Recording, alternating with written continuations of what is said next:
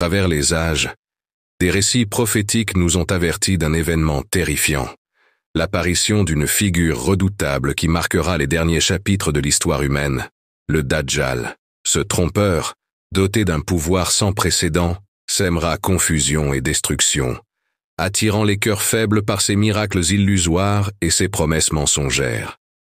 Mais qui est réellement Ad-Dajjal, ce personnage annoncé par le prophète? Paix et salut sur lui. Comment reconnaître ces signes? Préparez-vous à découvrir la vérité, à renforcer votre foi et à vous armer face à ce qui pourrait être l'épreuve ultime de l'humanité. L'Antéchrist, connu en arabe sous le nom Al-Masih ad-Dajjal, est l'une des figures les plus redoutées des événements de la fin des temps. Son apparition est un signe majeur qui marquera une période de confusion, d'épreuves et de grands défis pour les croyants. Al-Masih. Cela peut signifier le faux Messie en raison de sa tentative de se faire passer pour Jésus, ou celui qui a un défaut, lié à son œil borgne. Ad-Dajjal.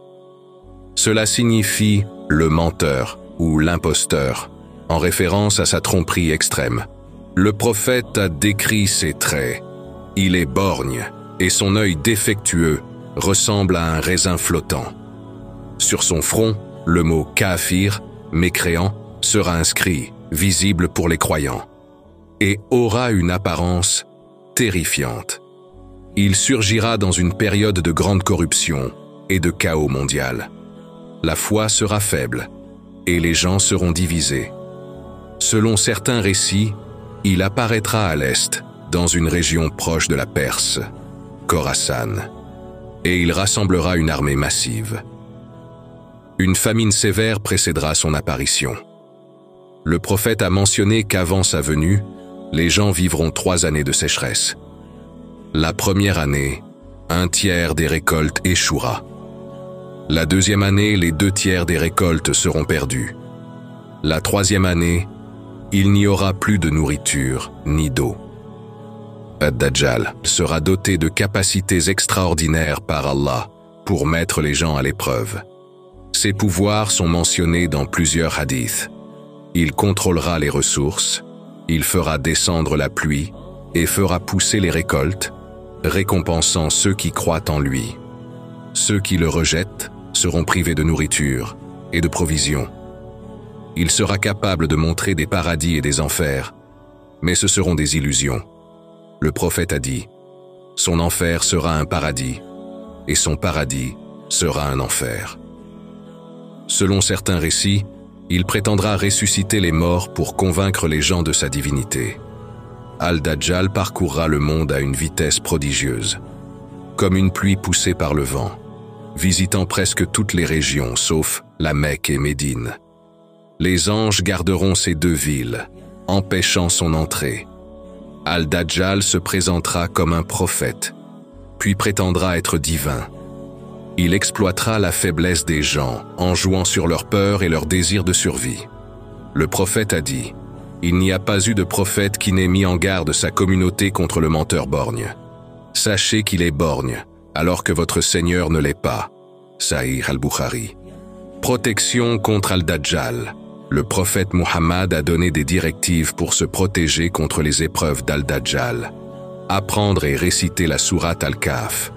Les 10 premiers versets, ou les 10 derniers, protègent contre sa tromperie.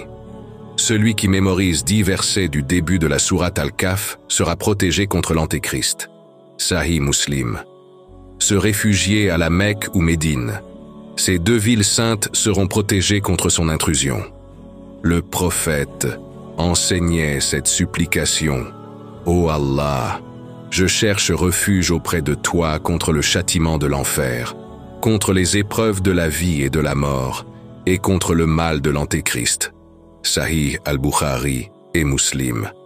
Al-Dajjal rencontrera sa fin après le retour de Jésus, Isa ibn Maryam.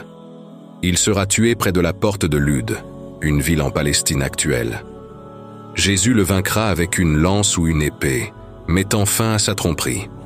Jésus restaurera la vérité et rétablira la justice après la défaite d'Al-Dajjal. Il guidera les croyants dans une période de paix. Al-Dajjal symbolise l'apogée de la tromperie, et de l'épreuve dans le monde. Sa venue rappelle aux croyants la nécessité de renforcer leur foi, de ne pas céder aux illusions et aux faux miracles, de rester fermement attachés au Coran et à la Sunna. Nous venons de parcourir les détails concernant l'une des plus grandes épreuves de la fin des temps, l'apparition du Dajjal. Mais ce n'est pas la seule épreuve qui attend l'humanité. Dans notre prochain épisode, nous explorerons un autre événement marquant et terrifiant. L'apparition de Ya'juj et Ma'juj, ces peuples mystérieux mentionnés dans le Coran et les récits prophétiques. Qui sont-ils? D'où viendront-ils? Et comment leur histoire s'inscrit-elle dans les signes de la fin des temps? Restez connectés. Abonnez-vous à la chaîne et activez la cloche pour ne rien manquer. Merci de nous avoir suivis et à très bientôt pour un nouvel épisode captivant. Assalamu alaikum wa rahmatullah wa barakatuh.